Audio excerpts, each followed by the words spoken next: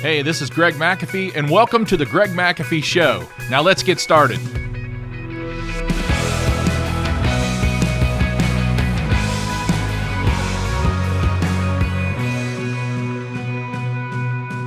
Hi, and welcome back to the Greg McAfee Show, where we discuss steps to a successful entrepreneurship, how to take your business to new heights, and ultimately follow your dreams.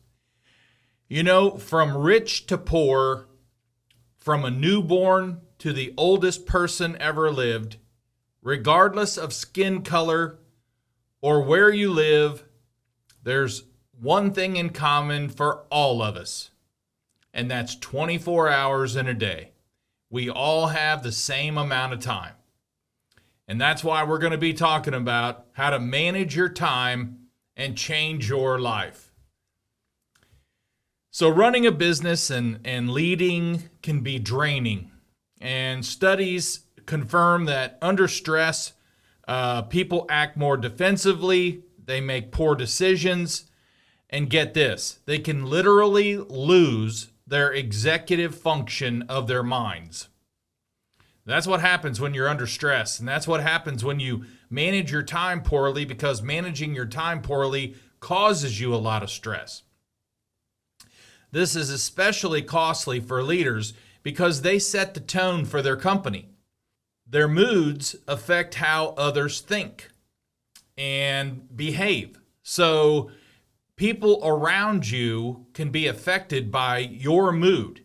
A leader can change the whole tone of his company or an office setting by what they look like when they walk through it, or by saying something a little louder than normal. That changes the entire atmosphere of someone's day. I mean, their complete day. I mean, my boss came through this morning and yelled at us. That's what they say. That's in their mind. That's what they think. It wasn't good morning. Let's have a great day, everyone. It was something negative. And it sticks in their head, it sticks in their mind, it affects their work the entire day. And who wants that, times how many people you have in your office? There is a lot of power in the leader. And just know that you set the pace. You set the pace. If you want a high energy office, if you want a high energy field team dealing with your customers out in the field, you set the pace. And then all management below you, they also set the pace. So you can set the pace with them, and they can set the pace with them, and they can set the pace with them, and they can set the pace with our customer. Our customer can be upset because of the way someone either treated them or thought they were treated. So think about that. It starts at the top, and it trickles down, rather. Okay, so here's some examples of some really big time wasters that we're going to talk about today. The first one is worrying about and putting it off, which leads to indecision, which leads to the P word, procrastination, which we want to do less and less of, is procrastinating. If we talk about managing our time, procrastination is not in the lineup. We have to get things done, and we have to cross them off our list. So number 2 is unanticipated interruptions that do not pay off. Okay? I look at that, and I think we just need to learn to say no more often. Number 3 is making unrealistic time estimates. In other words, hey, let's have a quick 20-minute, 2-hour meeting. That happens. Let's have a quick 20-minute meeting, and it turns into 2 hours. I mean, what a waste. Times how many people in the meeting. And then we've got unnecessary errors. If there's not enough time to do it right, there's never enough time to do it over. And that's the same way if you're in the home service industry, doing it right out in the field. If we don't have time to do it right the first time, it's going to create a recall, and we all know how expensive a recall is. It's extremely expensive. And then Crisis management. Are you putting out too many fires within your company? And should you be? Do you have other people that know how to work the hose? Do you have other people that know how to train so those hoses aren't even needed? And then there's poor organization. And I have, I've been coaching for, somewhere around 14, 15 years. And I've been in and out of companies, other companies. And I've asked a lot of questions on my phone, consulting, coaching. There's a lot of companies that are extremely unorganized. And when you have poor organization, you're going to have a lot of time wasting in your company, a lot of time wasted in your company. And it's just because of lack of structure, lack of organization. And then you have the ineffective meetings. Okay, meetings must have an agenda. If they don't have an agenda, table the meeting until you have enough for the meeting. Don't have a meeting just for meeting's sake. What a waste of time. We have meetings, we have meetings, multiple meetings in a week, per department. But we have company meetings 4 times a year. And there are times where I have said we don't have enough content for this meeting to make it worth everyone's time coming in on a Saturday morning, because that's when our company meetings are. Saturday morning, we can get the most done between 8 and noon with the least of interruptions when you're dealing with thousands and thousands and thousands of homeowners. So Saturday mornings work best for us, and they have for we've been in business 32 years, and they've worked great for the past 28 of those 32 years that we started having real company meetings. Okay, micromanaging by failing to let others perform and grow. What a waste of time. You're wasting your time micromanaging because you didn't train someone to do it right. And now you're standing over them thinking you need to make sure they do it right. And what a waste of time, and what a waste of chance to empower someone to improve and be better. Standing over someone is not going to help them do the job better, that's for sure. And another one is doing urgent rather than important tasks. Choose your task wisely. There are some things that just need to get done quick and get off your plate. However, you have to control the urgency. And I speak to myself on that one because everything is urgent for me. Everything is urgent. I just want it done now, get it off my plate, move on. So I do have to be careful on that, and I do have to put some things in writing, meaning on a list for someone. That way, once it's on the list and it's in their hands, then it's off my plate. And then I always say, let me know when these are done. And it can be a text, an email, it can be verbally, it doesn't matter. Just let me know when those are done. That way, I'm not worried about them because they're going to let me know when they're done. Now, if I don't hear back from them for too long of time, I don't know what that could be. I was going to say 2, 3, 4 days.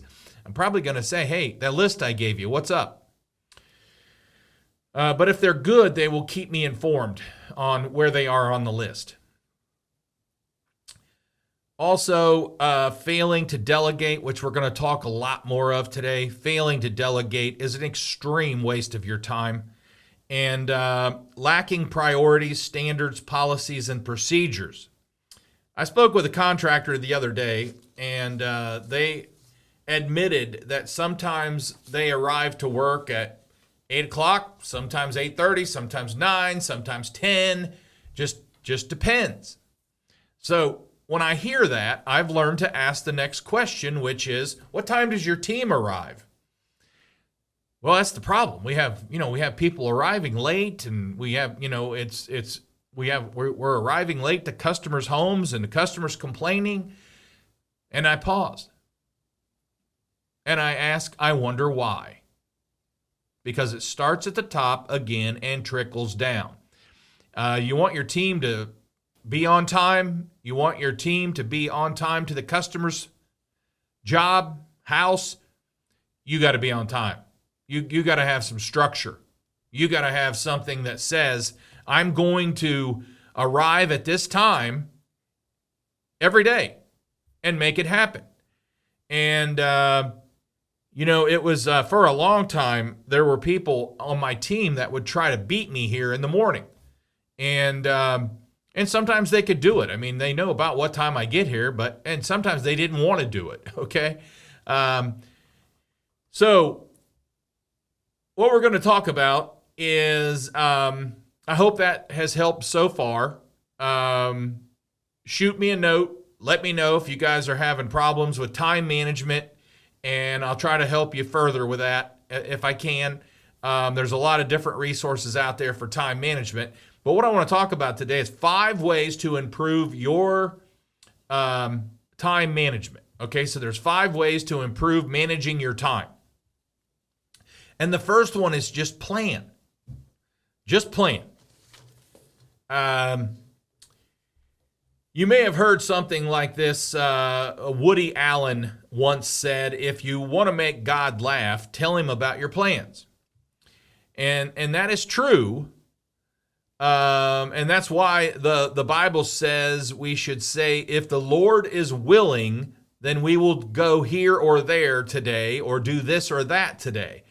Because we can't make our own plans. The minute we do, they're probably backfire. But we can plan. And I think, as much as I've read and know the Bible, that God would expect us to do much more planning and have a vision than to just sit on our hands and not do anything and just wait on things to fall in our lap, which never do. So think positively about your plan or your vision, and we are all going to have gaps. We're going to make mistakes. We're going to have gaps. Many young American couples got married, bought a nice little starter house, and had a plan to raise a family at one time, but they received a draft notice in the mail, and all their plans were delayed or totally changed. Depends on the outcome. Friends of ours recently were driving to visit an adult son in another state, and there was a semi in the highway under a bridge with his lights off in a very dark area, parked, stopped right on the road, not off the road, on the road. And they didn't see it at all. There were no skid marks or anything, and they hit the back of that truck. It was a fatal accident for both husband and wife. And do you think that family's life has changed? Everything has changed. All their plans for the visit to the family has changed. Everything has changed. Did they ask for the change? Absolutely not. A spouse walks out and leaves the other spouse and all 3 children. Lives are changed. Plans are changed. A mother or a father is no longer in the picture by choice, but things change. And they regroup, they rethink the plan, and they move on, and they become extremely successful children and a successful spouse who chose not to remarry and raise the children in the best way they knew how. Many during COVID had to choose to take a shot or not. Many lives changed because of that process. A business closes and all employees are left with no job without any warning. An employee parks his truck the night before and leaves all his uniform and company property in the truck. No warning, plans change. Plans change every day. Some are extremely hard to change. Some just need a little tweaking and change and go and keep going and keep going and keep going. Plans change. So I say all that to say life is full of surprises and changes. We all have them. Like I said, some are fatal, some are small, some are medium-sized, but to us, they're always big, regardless. Everyone, everywhere, everyone has 24 hours in a day, and their plans change. But we must still plan or make a new plan. Begin each week by creating a list of 5 attainable goals and make them detailed and study them and start accomplishing at least one a day. This will help you make measurable progress toward the goal, and also make a basic to-do list every single day. I'm a firm believer in goals, writing down your goals, and a basic to-do list. And if you want to mix and match, that's fine with the same sheet with the goals and the to-do list. But stick with it. Cross each one of them off as you go and when you accomplish each task. Okay? So plan was number 1. Number 2 is avoid distractions. Boy, this is a good one. Contrary to what some think, you are in control of your schedule. And you are also in control of who you see, who you talk to each day, how long you want to work. And if you have put procedures and rules, and yes, there should be rules in a company in place, that means things flow much easier. There's barriers in a company. There's expectations in a company. There's rules in a company. There's guidelines in a company. That's healthy, okay? But no one comes through our door here at McAfee and says, I need to talk to Greg. And the front desk person calls me and says, hey, can you come up here? There's someone that wants to talk to you. Sure, I'll be right up. That never happens, folks. That never happens. Now, I'll tell you, if you're in a one-room office, that's hard to do. I've been there, okay? It's hard because they just walk right in and they're looking at you, so you're forced to talk to them in some way or somehow. But when you've got a bigger building, and a bigger office, no one should get to you without a filter. And, basically we have no supplier just walks in and gets to talk to someone. It's not how it works. They have to have an approved appointment if they even get that far. If it just because a new supplier moves in town, walking in the door and talking to us is not going to happen.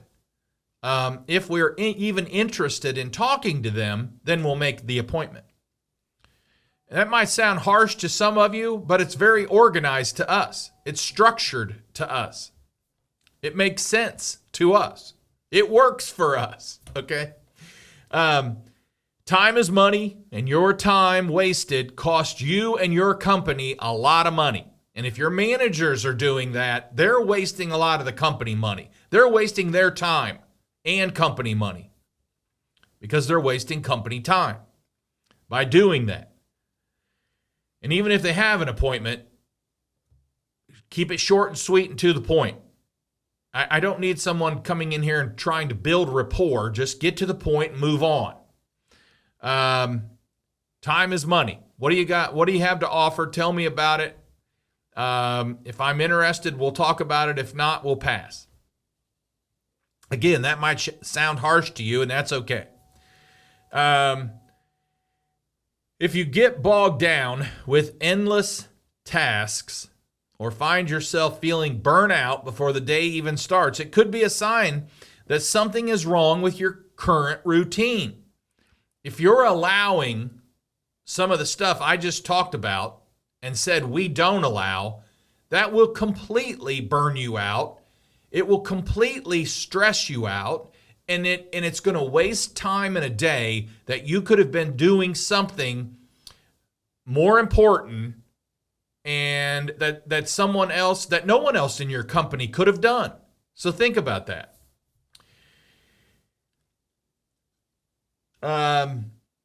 For me personally, when I come in early, I try to do my personal devotions and prayer first before I fire up my computer or before I check my email on my phone. The less distractions for me, the better. The first hour, I'm basically solo. My first hour, it's early. I'm solo. I get a lot done.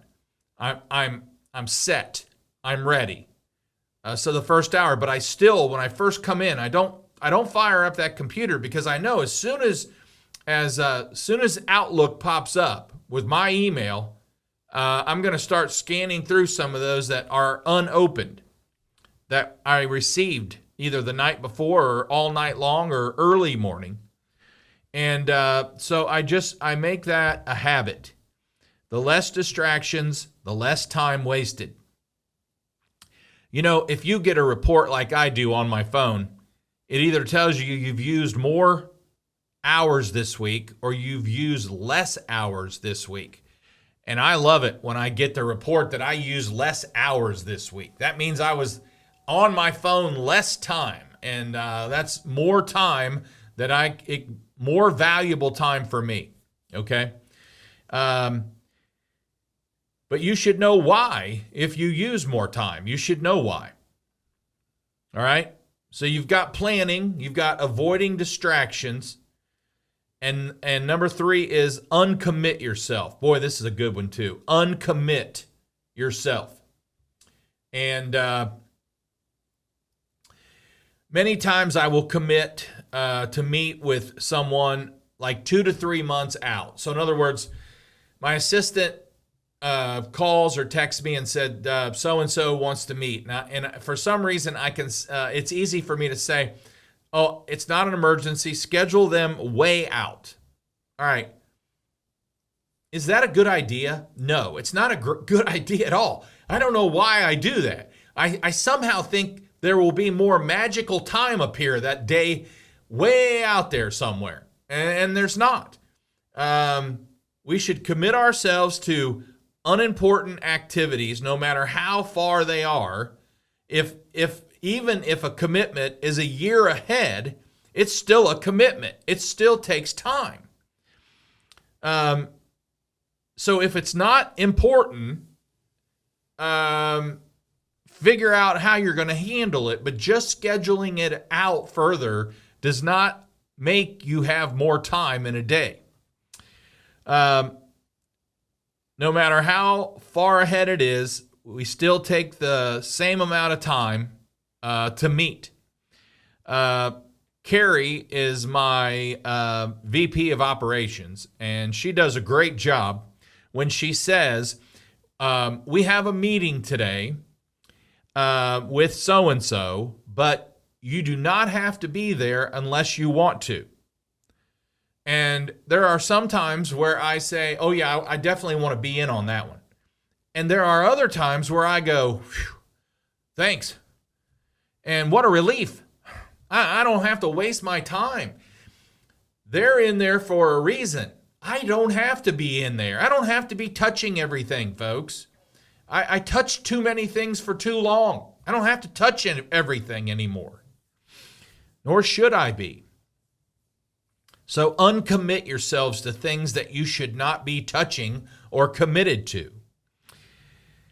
And number 4, take control. Take control.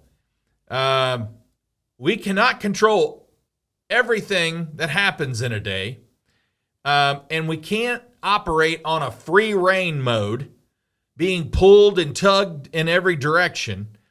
But we can draw a line in the sand and improve managing ourselves and control what we can control. Now, some of you guys need to hear this. Sticking to our list, setting goals on hard start times. That means we're having a meeting at 8 a.m. and it's a hard start. I need you there at 7:59 because I'm hard starting at 8 a.m. And then in the meeting, I'm going to tell you there's a hard stop time of 9 o'clock. We want to be done 9 o'clock or 8:30, whatever it is. So have a hard start and a hard stop time for meetings. Have someone hold you accountable if need be. Someone else can set the timer, but we're going to stop hard because we have a lot more to do today. But we're going to make this, I've got an agenda for the meeting, and we're going to make this happen throughout this time period. And I'll tell you, don't worry about pleasing others. When you do so, you give away your control. Seek efficiency, not approval. You'll be more respected for that. It's really about learning how to stay strong and steady over the long haul. Regardless of what life brings your way, brings my way, there's going to be bumps in the road all day long. We can't control everything. The world will throw us a lot of curveballs. And it's not always easy sailing, folks. We're going to hit some rough waters, but we've got to adjust our sails, adjust our attitude, adjust our thinking, adjust what we want to be involved in, what we want to be touching, what shouldn't we be touching. But if we adjust our sails and just keep moving forward, we'll do well, okay?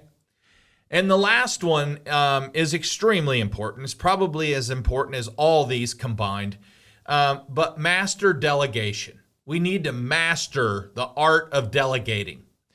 And when we do that, it'll change our life. It calms our spirit, I say. I got that phrase years ago from a men's Bible study I was involved in. But when I think of calming my spirit, it's not just a relaxing time. It's a calming. It's a calming of the water. When Jesus was in the boat and his disciples were complaining about the big waves, he calmed the water and it calmed them. Okay? It's a mode I enjoy being in. I really do. I love high energy. I love, sometimes I even thrive off of some tension, but the best mode is the calm spirit mode. More progress is performed by delegating than any other progress that a leader can do. For many, that's a very hard thing to delegate. Why? Because we got to let go. We got to let go of something we thought we needed to do, or thought we did it better than anyone. You know, we got to let go of like being our own salesperson, like me, when I thought I was the best salesperson in the world. And nobody can sell my company and my product better than me. Did it way too long, folks. I did that way too long. When I finally got smart and hired the right salesperson for the job, within the first 6 months, they outsold me 2-1 in 6 months. Why? Wasn't I that good? No, I was really good. I was just running a business and touching everything else and selling. When I hired someone who could only focus on sales and the McAfee way of selling, boom, it blew up. And we started selling more and growing more, just because of that. And then hiring more and more salespeople doing it that way. Wow. I guess what a time saver. Greg's not out running sales calls all day or all night. And I had a pretty good system in place. Don't get me wrong. There were some nights I didn't, run a sale after 5. And there were some nights I did. I had a good system. But why was I still doing it? I don't know. A lot of guys hang on to things that they need to let go of. Some are extremely good in service, and they think they should be running all the service calls, and they're touching way too many things. When there's really good people out there that could out-service them 2 to 1. Trust me. So it's a hard thing to do, to delegate, but we've got to do it. And our company will improve. Time management will improve. So if you have to, brainstorm with a few people what you need to let go of. I mean, if you really are sitting there today going, I don't really know what I can let go of, just ask your team. They will tell you, okay? But you should know. You should know what you're touching and you shouldn't be touching. So remember also to delegate to qualified people, okay? There is a system of delegating, okay? Hopefully you do your homework on that before you just hand out things to people to do before they're qualified or trained to do them. But remember the parable in the Bible about the talents.